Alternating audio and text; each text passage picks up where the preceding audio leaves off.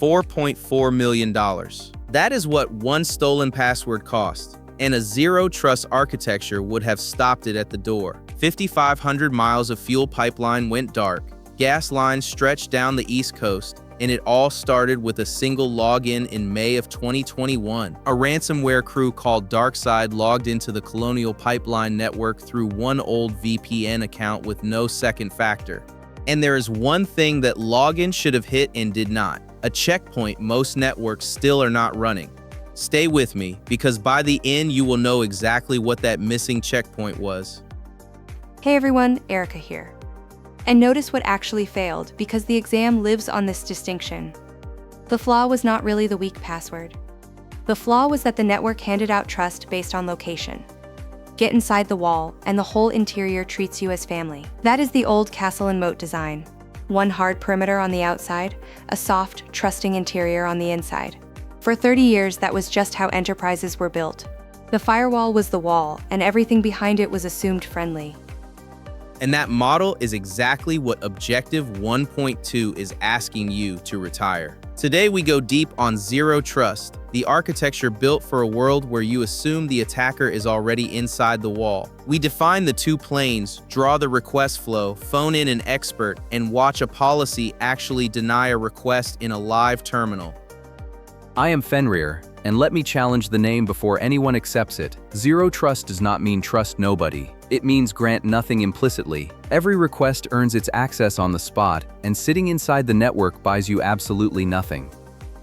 Isabella here, and that implicit trust shortcut got expensive fast. Colonial paid roughly $4.4 million, shut down for about 6 days, and set off panic buying across the Southeast. All of it flowing from one account that trusted anyone already standing inside. And the ugliest part for an exam taker to sit with: none of that required a genius attack. No zero-day, no malware wizardry. Just one valid password walking through a door that trusted location instead of identity. Look at the shape the standard draws for this. In the abstract model, a subject sits in an untrusted zone, and every request has to cross one checkpoint, the policy decision and enforcement point, before it ever reaches the resource. Nothing gets to the data without passing that gate first. And that checkpoint is the whole idea in one picture. There is no soft interior behind it. The resource is protected because the gate rechecks you on every request, not because you happen to be on the corporate network. Location stops being a password. So here is the two-word rule that this whole objective rests on. Never trust, always verify. Not once at the front door, but continuously, on every request, for every subject, to every resource. That is the sentence CompTIA is testing. And the reason the castle wall stopped working is honestly that the castle lost its walls. Think about where your enterprise actually lives now. A branch site over here, a teleworker at home, the headquarters, and half your application sitting in someone else's cloud, all stitched together over the open internet. There is no clean inside and outside left to defend. Your people are on home networks, your data is on rented servers, and the firewall is guarding a perimeter that barely exists. When the wall dissolves, trusting location is not just risky, it is meaningless. So the fix is to stop protecting a perimeter and start protecting each request. And to do that cleanly, the standard splits the whole design into two planes: a control plane that decides, and a data plane that carries the traffic. Those two words run the rest of this video. And the standard behind all of this has a name you should memorize because the exam draws straight from it. NIST. Special Publication 800-207. That is the Zero Trust Bible, and every term we use today lives in it. Isabella, the comments on every Foundations video keep circling the same worry, so read it out because it is exactly why we made this one. Gladly, and it is the right question to open on. Under every Zero Trust explainer, people write, is Zero Trust an actual architecture I can build, or is it just a buzzword vendors slap on a firewall? We are going to answer that head-on today, including a whole debate scene on it. Honest answer, it is both a real architecture and a word vendors abuse, and telling them apart is a skill worth real points. Coming up, the two planes drawn out, the 5 pillars you verify against, a live policy that denies a request, and the exact way the exam tries to trick you. Let us build it.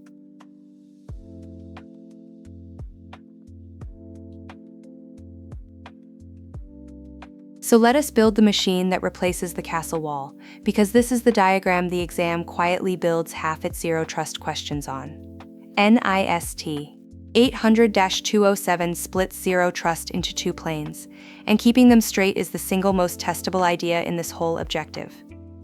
2 planes. Say them plainly first, then we go deep on each. The control plane is where the decision gets made. The data plane is where the actual application traffic flows once that decision says yes. Deciding versus carrying, that is the whole split. Here is the official picture, and it is worth pausing on. Up top, in the control plane, sits the brain, the policy decision point. Down below, in the data plane, sits the subject, the system, the enforcement gate, and the resource. The brain decides, the gate obeys. And notice the brain is not one box, it is two, and this split is a favorite exam trap. The policy decision point breaks into the policy engine and the policy administrator. 2 components, 2 very different jobs, and swapping them is exactly the mistake CompTIA is fishing for. And that swap is worth stopping on, because it is where students bleed points. Isabella has been quiet, and she has the exact question the room is thinking. Go ahead and put it to the panel. Here it is, and it is the one test takers actually need answered. On exam day, when a STEM describes the 2 components, what is the fastest way to tell the policy engine and the policy administrator apart? Here is the fastest tell, and it never fails you. The policy engine is the judge. It takes in everything it knows about you and the request, and it makes and logs the final verdict, granted or denied.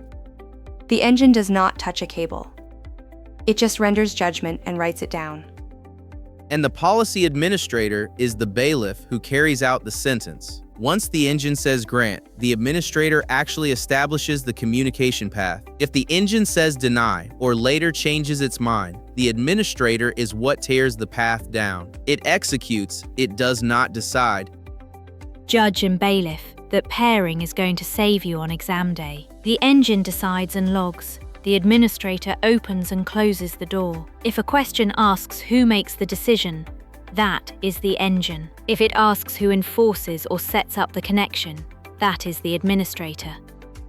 Which leaves the muscle down in the data plane, the policy enforcement point. The PEP is the actual gate sitting in the traffic path between you and the resource. It enables the connection, monitors it, and eventually terminates it, all on orders from the administrator up in the control plane. So walk the full request with me, because the order is the answer to a dozen questions. You reach for a resource. The enforcement point stops you and asks the control plane. The engine weighs everything in rules. The administrator relays that ruling, and only then does the enforcement point open or slam the gate. Follow that exact flow with me, because the arrows lock the order in far better than words. Subject to enforcement point, up to the engine for the verdict, over to the administrator to execute, and back down to the enforcement point that finally acts. And read the planes off that drawing one more time. The engine and the administrator, the deciding, live in the control plane. The subject, the enforcement point, and the resource, the carrying, live in the data plane. Decision up top, traffic down below, cleanly separated. And that separation is not academic, it is the security win. The control plane is where all the sensitive inputs and logs live, so you can lock it down hard and small. The data plane just carries bits under orders. Even if an attacker reaches the traffic, they never touch the brain that decides. There is one more term riding along in that picture, and the exam loves it. The implicit trust zone. It is the little pocket of space just past the enforcement point where traffic is trusted, at least to the level of that last gate. And the rule NIST states outright is that you keep that zone as small as humanly possible. The bigger the implicit trust zone, the more room an attacker has to move once they are past a gate. Colonial Pipeline was basically one enormous implicit trust zone. Shrink it, and one stolen login gets you almost nothing. Lock those 2 planes in before we move. Control plane decides with the engine and administrator, data plane carries with the enforcement point, and the implicit trust zone stays tiny. Next, what are all these components actually verifying you against? One pillar at a time. One thing before the next part, and then we move right on. If any of this is clicking, tap that like, hit subscribe, and ring the bell for the next one. It takes a second, it costs nothing, and it helps more than you would think.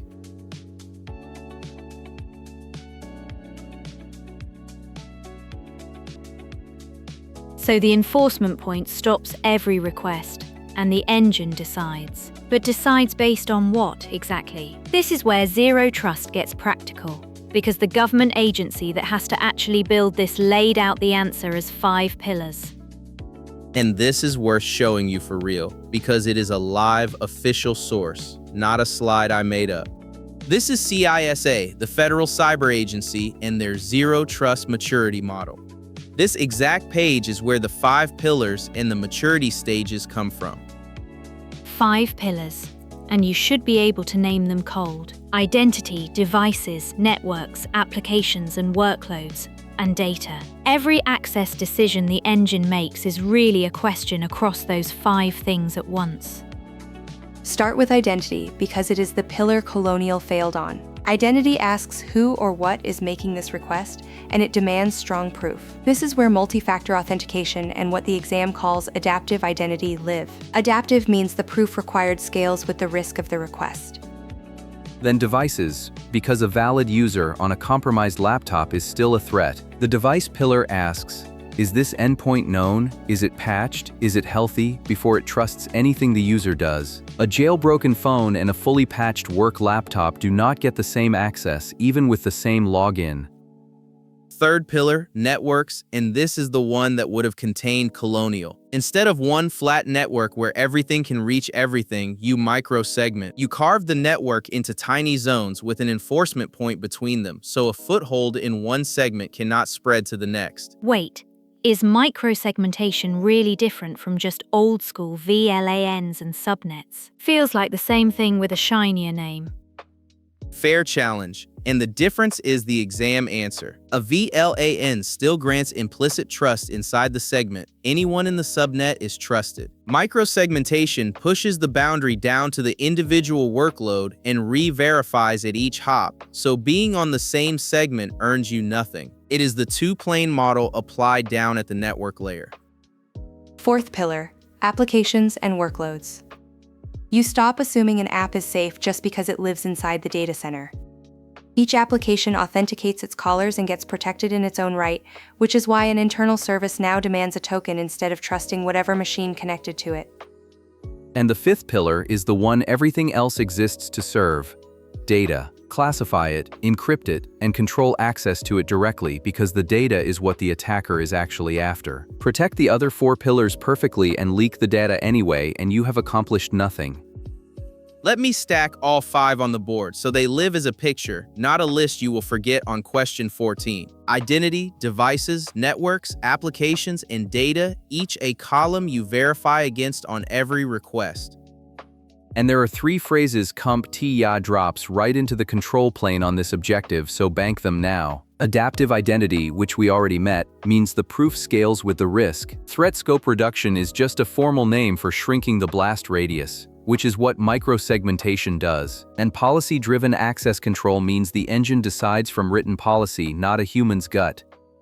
Those 3 are worth a point each on their own because the exam will hand you the definition and ask for the term, or hand you the term and ask what it does. Threat scope reduction is the one people blank on.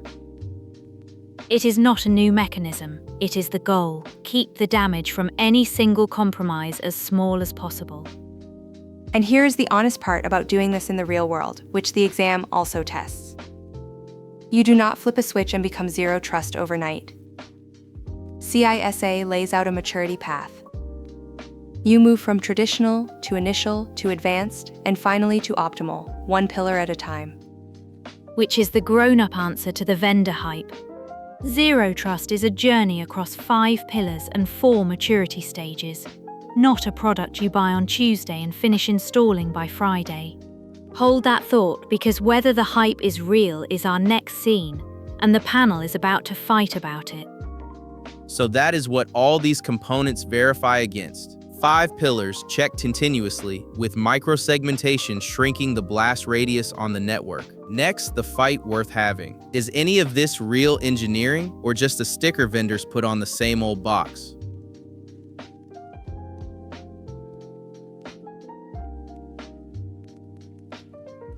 So here is the fight worth having, and it is the exact question the comments keep asking. Every firewall vendor on Earth now stamps zero trust on the box. So is this real architecture, or is it marketing paint over the same old gear? Fenrir thinks the label is mostly hype. Isabella says the engineering underneath is very real. I am moderating, and I want the strongest version of each case. Then let me make the skeptic's case with teeth. Walk any trade show floor and every product is suddenly zero trust. A VPN appliance, a firewall, an endpoint agent, all rebranded overnight with zero change to the silicon. When a word means everything, it means nothing, and buyers think they bought security when they bought a sticker. And I will push straight back, because there is a real standard under the noise. NIST 800-207 is a published architecture with defined components: the engine, the administrator, the enforcement point. That is not marketing. That is engineering you can audit against. The hype does not erase the standard. Isabella, before you go further, steelman his side for me. Is there a real risk in the vendor rebranding, not just annoyance? Honestly, yes, and it is dangerous. A company buys one zero trust product, checks a box and believes they are done. But zero trust is an architecture across 5 pillars, not a single appliance. Buying the sticker and stopping is arguably worse than doing nothing, because now you are breached and overconfident. Which is exactly my worry, so let me sharpen it. The concept is sound. My problem is that hype lets vendors sell one box as the finish line. If you cannot point to where your policy engine lives and what it evaluates, you do not have zero trust. You have a firewall with a new hat. Fenrir, push on that. If a rebranded firewall is not it, what is the concrete test that separates real zero trust from the paint job?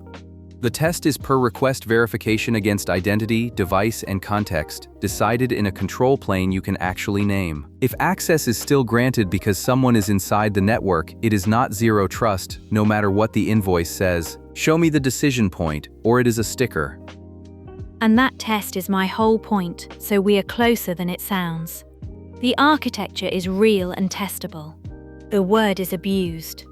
Both things are true at once, and a good engineer learns to see the standard through the marketing fog. So can we just declare it all hype and move on to the next objective? Absolutely not, because the exam and the real world both reward the person who can tell them apart. The concept is genuine engineering. The label is genuinely abused. Refusing to learn it because vendors overhype it would cost you points and cost your org a breach. Then here is where I landed as moderator. My honest verdict is that zero trust is a real standardized architecture defined in NIST 800-207 and CISA's maturity model, and also a term vendors abuse. The skill is holding both. So the answer on the exam is the standard, the planes and the pillars, not the brochure. Agreed, and I will concede the real half cleanly. The architecture is legitimate, and I was fighting the marketing, not the model. Point to the policy engine and the enforcement point, and it is real. Point to a sticker, and it is not. And I will concede his half. The hype is a genuine trap, and buying one box is not a strategy. So the shared takeaway is clean. Learn the standard, build across all 5 pillars, and read every vendor claim against NIST, not the other way around. That is the synthesis, and it is the honest one. Real architecture, abused word, and your job is to know the difference. Next, we make the architecture concrete. We phone in an expert and watch a policy actually verify a request in a live terminal.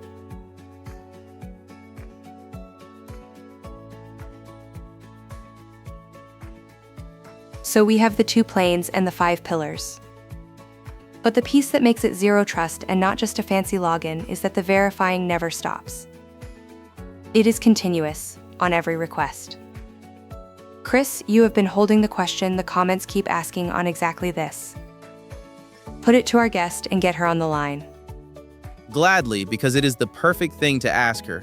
People write in and ask, if I already logged in with multi-factor, why does Zero Trust keep rechecking me on every request?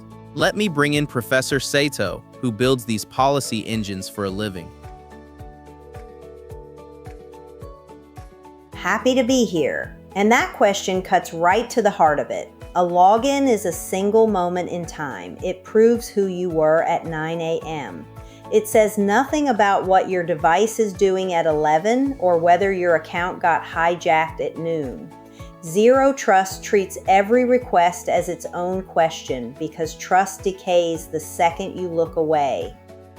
So concretely, what is the engine actually weighing each time it redecides, if not just the password?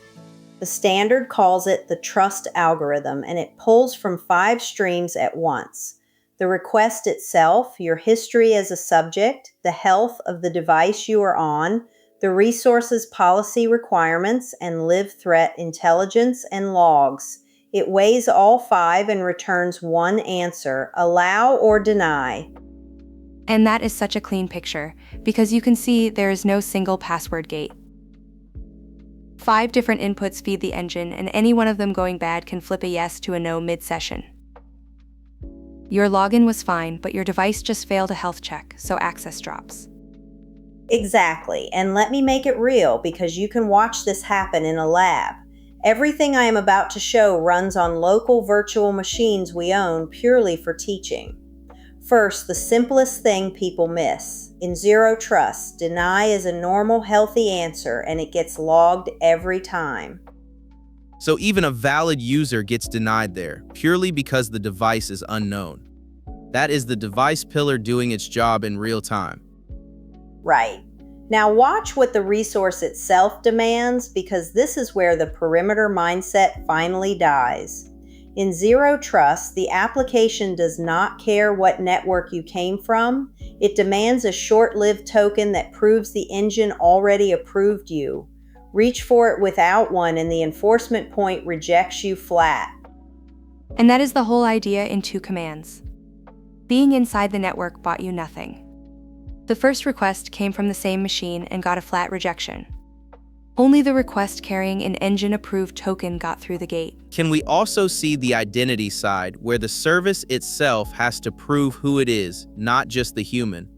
Good ask, because Zero Trust verifies systems too, not only people. Services present certificates and check each other with mutual TLS.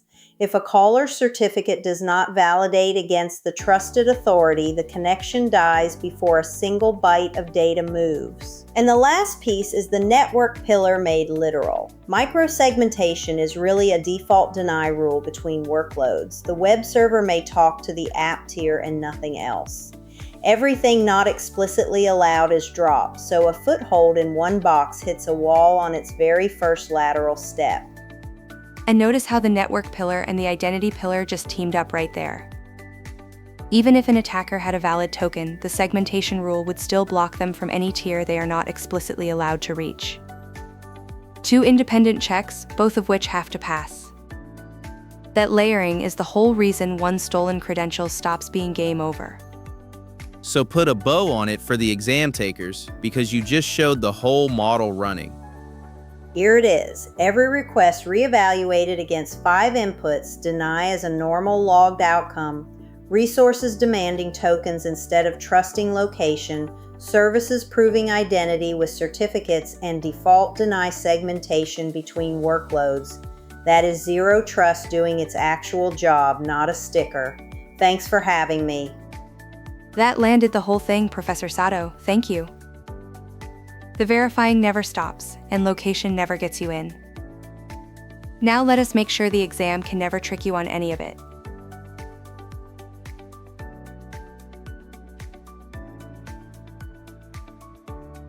Last scene, and it is the payoff you came for. All the theory collapses into one skill, telling a Zero Trust answer apart from a perimeter answer under exam pressure. Yet this one move down and objective 1.2 turns into free points. And the whole move starts with your first real-world action, so make it concrete. If you are handed a flat network tomorrow, your first zero-trust move is not to buy a product. It is to kill implicit trust by location. Stop letting anything be trusted just because it is inside the wall. Because that single flaw is what the exam hides inside almost every zero-trust question. Watch for the phrase, access was granted because the user was on the internal network. In the perimeter world, that was normal. In zero-trust, it is the definition of the failure.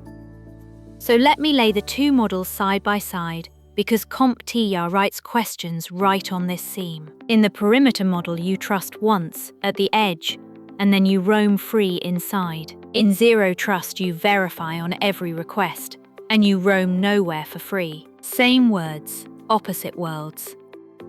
Run a classic through it. A question describes an attacker who steals one VPN credential and then reaches every server in the building. It asks which model would have contained the damage. The verb that matters is reached every server. That is unrestricted lateral movement, so the answer is zero trust with microsegmentation. And another one they recycle. A scenario says a user authenticated once in the morning and kept full access all day even after their device was flagged as infected. The tell is kept access all day. That violates continuous verification, so the fix is zero trust, redeciding on every request. Here is a sneakier one built for the cloud era. A remote worker connects over a VPN, and the question implies that once the tunnel is up, they are on the trusted internal network and get broad access. That is the trap. In zero trust, a VPN moves your packets. It does not grant you trust. The engine still re-verifies identity and device before a single resource opens. Now the component trap, because this one is pure recall and they love it. If the question asks who makes the access decision, it is the policy engine. Who executes it and opens the path? The policy administrator. What sits in the traffic and enforces it? The policy enforcement point. Decide, execute, enforce, in that order. And do not fall for the plane mix-up. Engine and administrator live in the control plane, the deciding, subject, enforcement point, and resource live in the data plane, the carrying. If a stem asks where the decision is made, that is control plane every time. One honest caution so you do not over-rotate. Zero trust is not a single product and it is never finished. If an answer choice says buy this one appliance and you are zero trust compliant, it is wrong on purpose. The real answer is always the architecture across the 5 pillars, matured over time. Which brings us to the myth that keeps people stuck, and it is the biggest one in this whole objective. Let us kill it on the board. The myth is that zero trust means you distrust your employees, some paranoid lock everyone out posture. That is not it at all. Zero trust distrusts the network, not the people. It removes automatic trust from location, so your people can work safely from anywhere without the network itself being the weak link. So here's the verdict, the one thing to carry out of this video. Never trust, always verify. Kill implicit trust by location, split the design into a control plane that decides and a data plane that carries, and re-earn access on every single request. That is zero trust, and that is the answer. I have watched candidates memorize every term on this list and still miss the questions, purely because they picked the perimeter answer out of old habit. Definitions are the flaw, not the skill. Run every zero trust question through one filter. Did location grant access? And if it did, that is the wrong world. Master that one filter, and the most hyped objective on the exam becomes the one you walk right through. Never trust, always verify, decided in the control plane, enforced in the data plane across all 5 pillars. Hold those pieces and you are ready.